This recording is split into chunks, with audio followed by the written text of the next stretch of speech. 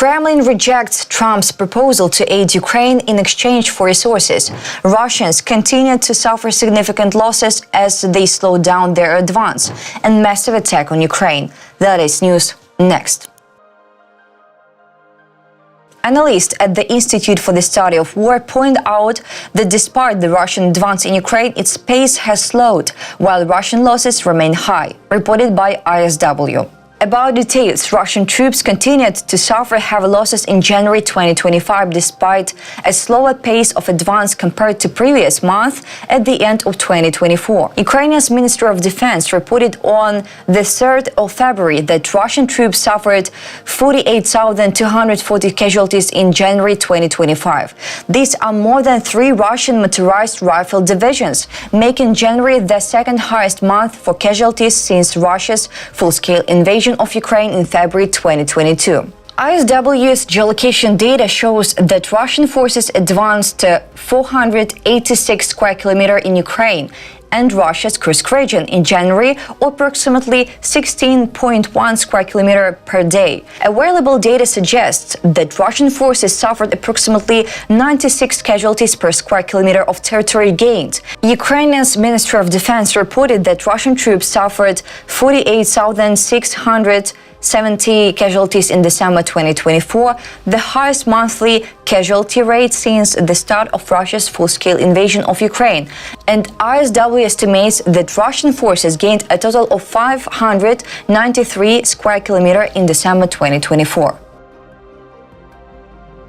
The roughly 100 square kilometer decrease in seized territory between December 2024 and January 2025, coupled with a similar monthly casualty rate, indicates that Russian forces are taking the same high level of losses despite achieving fewer territorial advances in the near term. About details, earlier ISW noted that the advance of Russian troops slowed down from November 2024 to December 2024. ISW previously assessed that the Russian military command likely tolerated record levels of personnel casualties from September 2024 through November 2024 to facilitate larger territorial gains, but it remains unclear whether the Russian military command will be willing to sustain such casualties if Russian forces' rate of advance continues to decline, as Russian forces are advancing on more heavily defended settlements such as Pokrovsk. The Russians attacked Ukraine with 65 Shahed attack drones and decoy UAVs of various types on the night of the 3rd to 4th of February. Ukraine's air defense has managed to down 37 of the drones, while another 28 have not reached their targets, reported by Ukraine's Air Force on Telegram. As of 9 a.m., 37 Shahed attack drones and other types of UAVs have been confirmed downed in Poltava, Sumy, Kyiv, Chernihiv and Cherkasy oblasts. 28 enemy decoy drones disappeared from radar without causing adverse effects. Sumy and Cherkasy oblasts were affected in the enemy attack. The drones were launched from the Russian cities of Oryol, Bryansk and Kursk.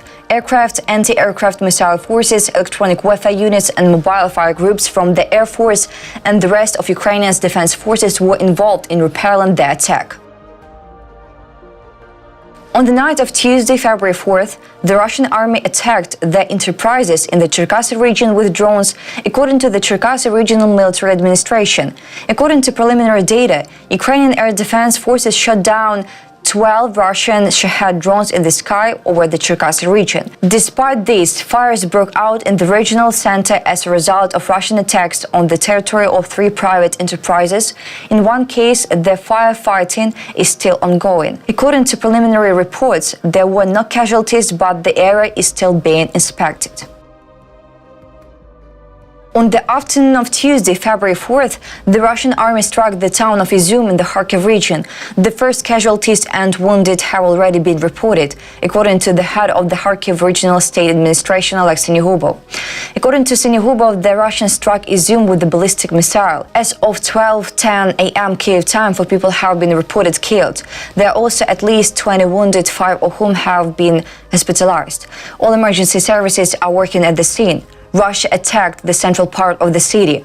The number of victims has increased to 20 people, said Sinihubov. At 12:25 a.m. Kyiv time, Sinihubov clarified that one person was under the rubble as a result of the Russian strike. At the moment, the liquidation of the consequences is underway. Administrative buildings were partially destroyed, and a 5-story residential building was damaged. Rescuers, emergency medical services, and a dog service are working. As of 12:50 a.m., 24 people were hospitalized in Izum. One of them is a 15-year-old girl who received a shrapnel wound. Her condition is moderate. 3 more people are in the operating room, and doctors are providing all the necessary assistance.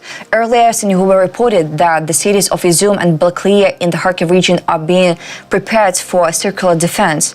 The construction of fortifications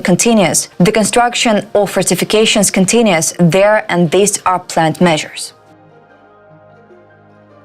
Dmitry Peskov, propagandist, terrorist and spokesman for Russian leader, dictator Vladimir Putin, has dismissed U.S. President Donald Trump's proposal to aid Ukraine in exchange for access to rare earth resources, calling it an attempt to buy assistance, reported by Kremlin-aligned media, citing Peskov. If we call things by their name, this is essentially a proposal to buy assistance, shifting it from free aid to a commercial arrangement.